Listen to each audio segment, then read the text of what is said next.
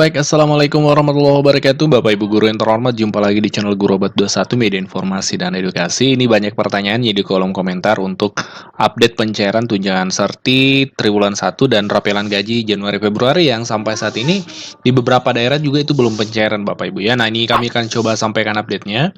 Untuk triwulan 1 ini kami pantau sudah banyak daerah yang pencairan meskipun memang masih ada yang belum Bapak Ibu ya. Untuk triwulan 1 ini beberapa daerah yang sudah kami cantumkan, tentu masih banyak yang belum tercantum, boleh tambahkan di kolom komentar Bapak Ibu ya. Kabupaten Siak, kemudian Kabupaten Solok Selatan, Kabupaten Banyuasin, Kabupaten Pohuwato, Batubara, Muara Enim, Kabupaten Sidoarjo, kemudian Kabupaten Bogor, SMK Jatim, Kabupaten Lebak, SMK Maluku Tengah, Kabupaten Maluku Tengah, kemudian Kabupaten Batubara, Muara Enim, Kabupaten Sukoharjo, kemudian Naungan Kemenak terpantau sudah rata-rata sudah pencairan triwulan 1 Bapak Ibu ya.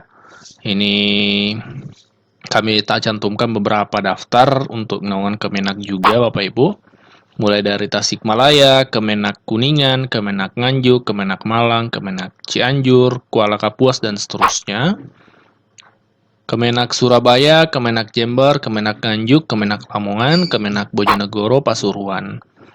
Adapun yang sudah menerima rapelan gaji Januari Februari, yang kenaikan 8% untuk ASN ya, baik PNS maupun P3K juga, ini kami cantumkan daftarnya. Kuala Kapuas, Kerinci, Kolaka, Natuna, Takalar, Simalungun, Palembang, Lombok Tengah, Rokan Hulu, Tulung Agung, Bima, Seruyan, kemudian Oki, Nias, Rokan Hulu, double ya, Surabaya. Ya, ini beberapa daerah yang terpantau sudah pencairan, masih ada yang belum tercantum di daftar ini tentunya. Silakan Bapak Ibu yang daerahnya sudah pencairan rapelan Januari Februari yang kenaikan 8% itu, silakan dicantumkan di kolom komentar daerahnya sudah pencairan atau belum Bapak Ibu ya. Dan juga banyak pertanyaan nih di kolom komentar informasi tentang gaji 13 karena kan tidak lama lagi bulan Juni. Bulan Juni itu adalah bulannya gaji 13 untuk ASN Bapak Ibu tahun ini. Nah, seperti apa untuk gaji 13 tahun ini? 3 kementerian sudah menyampaikan, baik dari Kementerian Keuangan, Menteri Dalam Negeri, kemudian Menteri Pan-RB sudah membahas itu Bapak Ibu. Mengenai kapan waktu pemberiannya, sebenarnya sudah sering saya sampaikan, yaitu THR akan dibayarkan paling cepat 10 hari sebelum Hari Raya Idul Fitri. Jadi apabila belum dibayarkan, dapat dibayarkan setelah Hari Raya Idul Fitri. Untuk beberapa daerah memang mungkin karena bukan Hari Raya Idul Fitri, dia bisa dibayarkan sesudahnya. Sedangkan untuk gaji ke-13 akan dibayarkan pada bulan Juni 2024. Dan apabila belum selesai pada Juni, juga bisa dibayarkan sesudah Juni.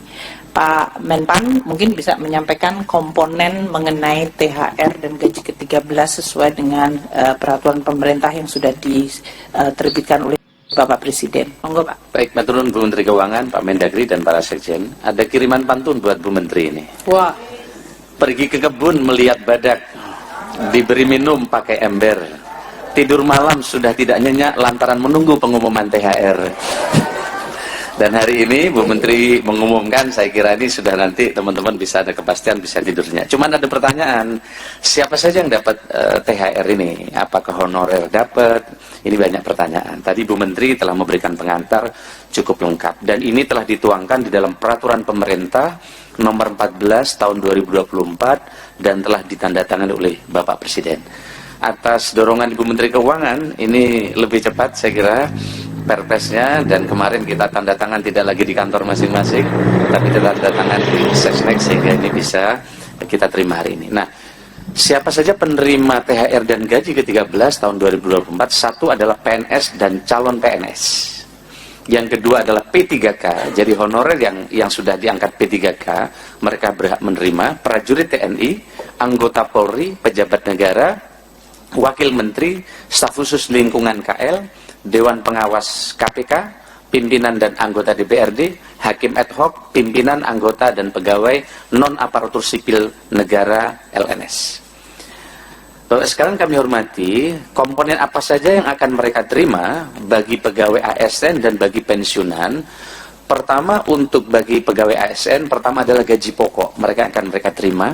Yang kedua adalah tunjangan keluarga, tunjangan pangan, tunjangan jabatan atau tunjangan umum, kemudian 100% tunjangan kinerja bagi ASN di KL pemerintah pusat, setinggi-tingginya 100% tambahan penghasilan pegawai atau TPP bagi ASN di instansi daerah, tentu disesuaikan dengan kemampuan keuangan daerah. Tadi Pak Mendagri sudah menyampaikan di sebelum rapat ini.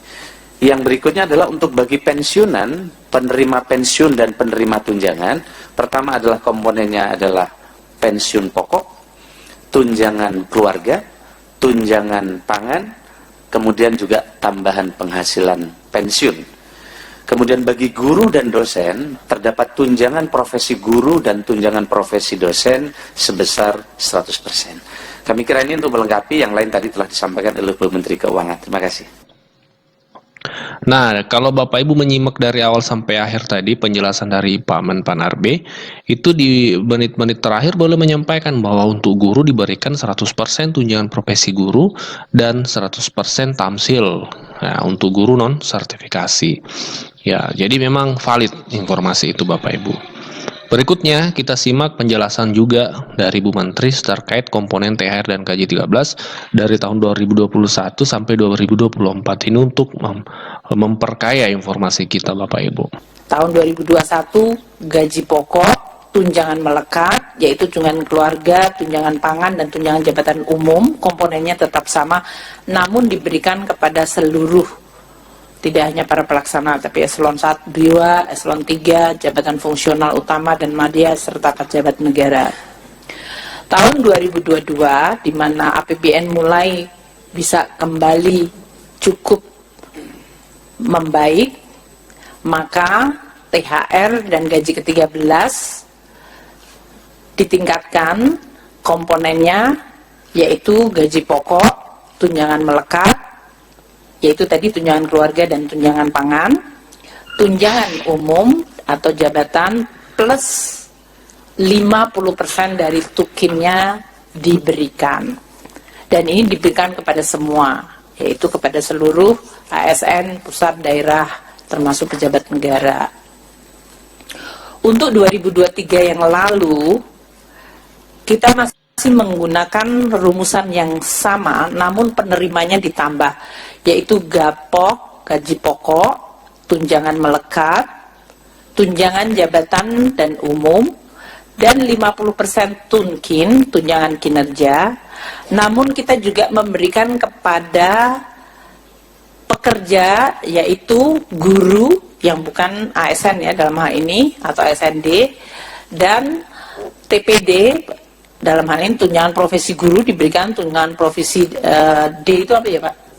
Dosen, dosen, dan lupa kalau saya pernah dosen. Dan tunjangan profesor itu diberikan di 2023. Sehingga ini menggambarkan bahwa APBN yang sudah mulai membaik, kemudian juga mengembalikan fungsi, termasuk dalam hal ini mekanisme untuk pemberian tunjangan hari raya dan gaji ke-13 kepada aparatur negara, pensiunan, penerima pensiun, dan penerima tunjangan. Dan 100% untuk tunjangan profesi guru atau tunjangan profesi dosen, tunjangan kehormatan profesor, dan tambahan penghasilan guru, tamsil guru.